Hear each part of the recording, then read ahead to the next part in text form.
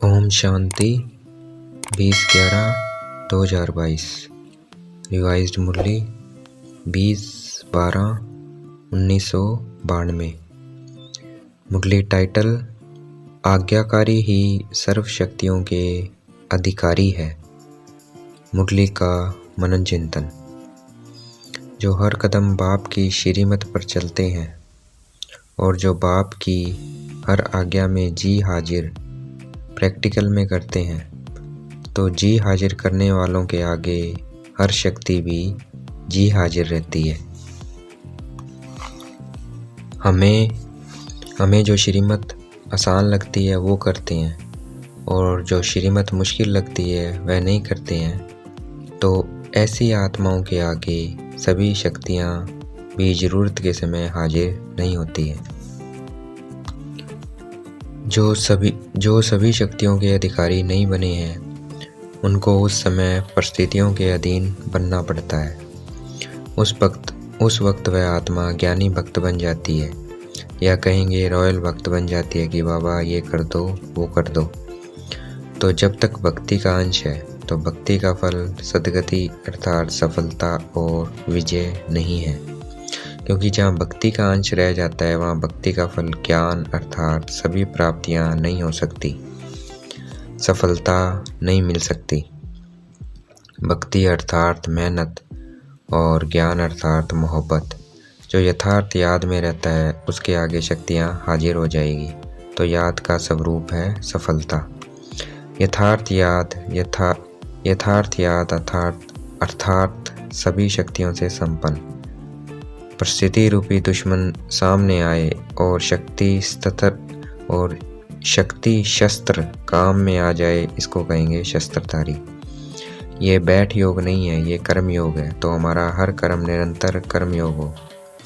जैसे हम कर्म के बिना एक सेकंड भी नहीं रह सकते, चाहे सोए हुए हों, सोना भी कर्म है। तो जैसे कर्म के बिना रह नहीं सकते, वैसे हर कर्म योग के बिना हम रह नहीं सकते।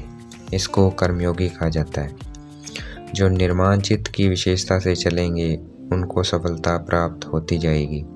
निर्माण बनना ही सम्मान है और सभी द्वारा मान प्राप्त करने का आसान साधन है। निर्माण बनना झुकना नहीं है, लेकिन सबको अपनी विशेषता और प्यार से झुकाना है। हमें समय का इंतज़ार नहीं करना है, क्योंकि हम मालिक परमात्मा के बच्चे हैं। हमारा समय इंतज़ार कर रहा है कि मेरे मालिक मुझ समय को परिवर्तन करेंगे, तो वह हमारा इंतज़ार कर रहा है।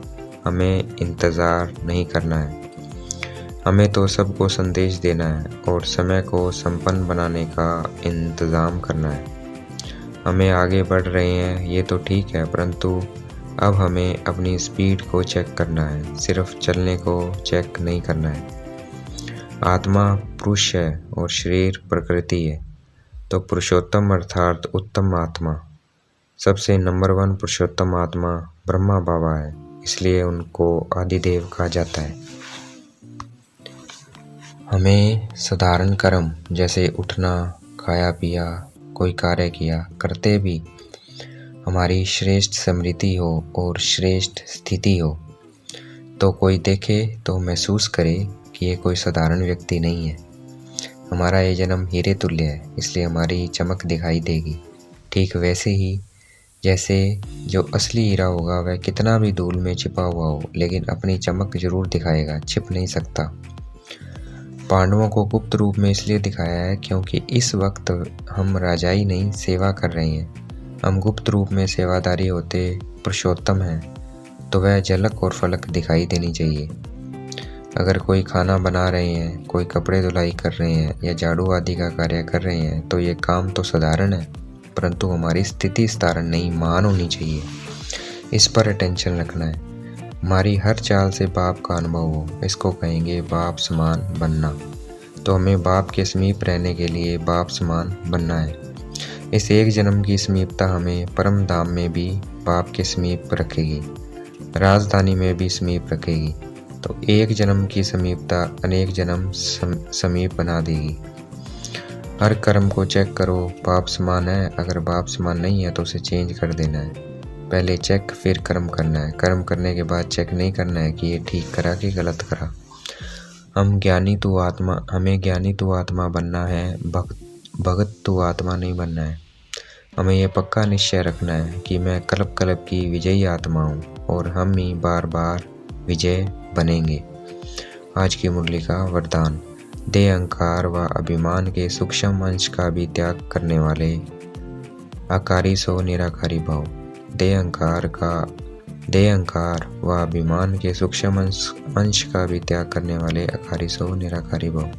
आज की मुरली का स्लोगन, समय पर सहयोगी बनो तो पद्म गुणा रिटर्न मिल जाएगा। समय पर सहयोगी बनो तो पद्म गुणा रिटर्न मिल जाएगा।